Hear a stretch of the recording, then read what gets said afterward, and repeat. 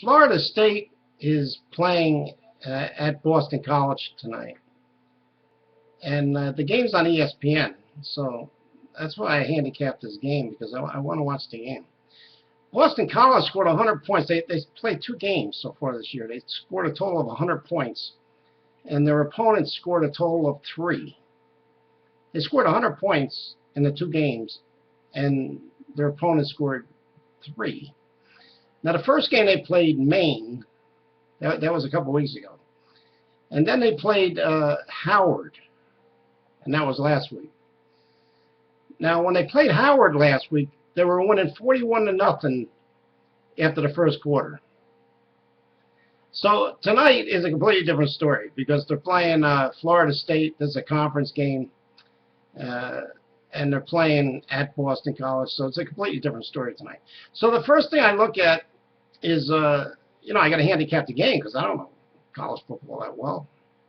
So I look at Florida State. That's the first thing I look at. And they have a quarterback, and his name is Everett Golson. Now, last week, this is what I'm reading, right? Last week, they played South Florida, and the quarterback, Everett Golson, in the first half went 1 for 9. He threw the ball 9 times and completed 1 pass for a total of 6 yards. That was in the first half. 1 for 9 throwing, total of 6 yards. Now, in the second half, he does a little bit better. He's 13 for 17 for 157 total yards. Now, that's still nothing to write home about, right?